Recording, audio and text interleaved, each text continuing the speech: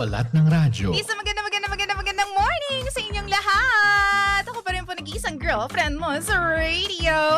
My name is Lindsay.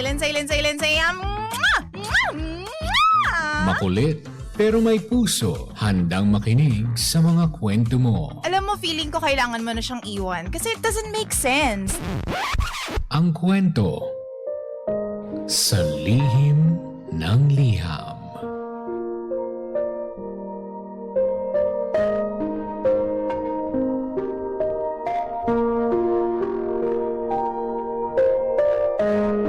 Mahal kong Lindsay.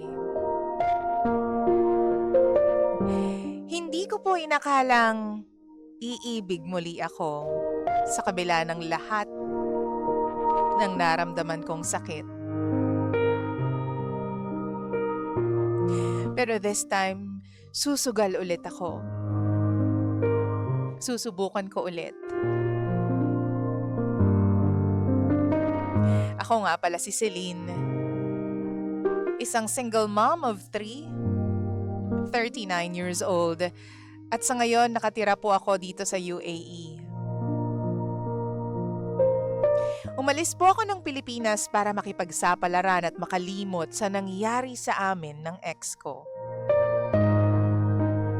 Makalipas lamang ang ilang buwan, an Arabic colleague confessed that he likes me. 27 years old lamang po siya.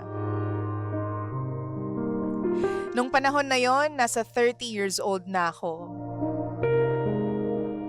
6 na taon kaming together pero nagkahiwalay din. Kasi meron paraan para sa kanila na ma-arrange ang marriage. So kahit mahal na mahal namin ang isa't isa, we had to give up. Masakit, pero hinayaan ko. Sa kabila ng lahat, we remained friends. Since 2021, never na akong na-involve sa kahit ano pang relasyon. Siguro natakot ako. Na-trauma. Kaya naman nag-focus ako sa buhay ko. Kahit na walang tao na nagmamahal sa akin habang nasa malayo ako. Idagdag mo pa dyan yung nawalan din ako ng trabaho. At mula 2021 hanggang 2024, wala akong valid na visa.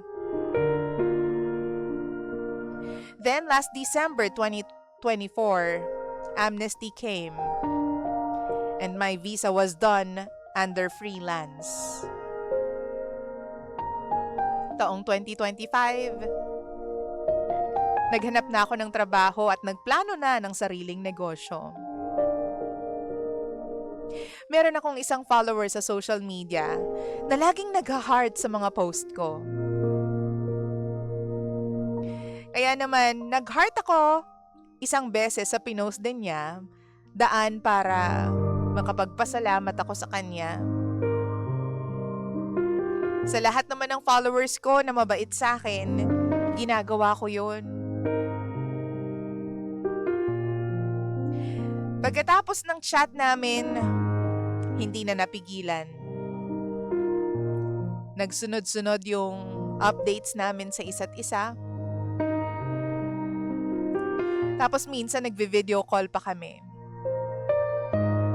Ron na lamang ang itawag natin sa kanya, DJ Lindsay. Turning 36 na po siya. Binata, breadwinner. Yun nga lang, ang pinaka-red flag ko dito is meron siyang ex. At 14 years sila nun.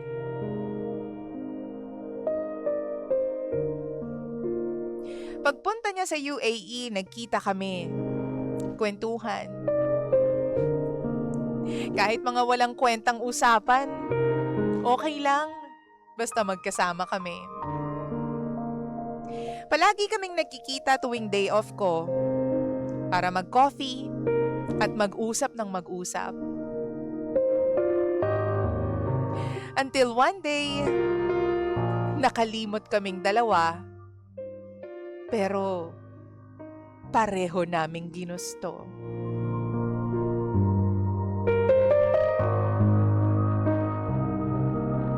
Pinag-usapan namin ang aming label after nun. After nang nangyari sa amin. At opo, official na po kaming together last week lang. Alam mo, DJ Lindsay, matapos yung lahat ng trauma of my past, hindi ko po inakalang iibig ako ulit after 4 long years. Dinadalaw niya ako minsan. Nagdi-dinner kami. O di kaya naman, naglalakad lang. May day off siya once a week. Pero nilalaan niya para sa akin yon. Ako naman po, nagnenegosyo dito sa bahay. Habang siya nakasuporta sa akin. Yung mga anak ko po kasi nasa tatay nila sa Maynila.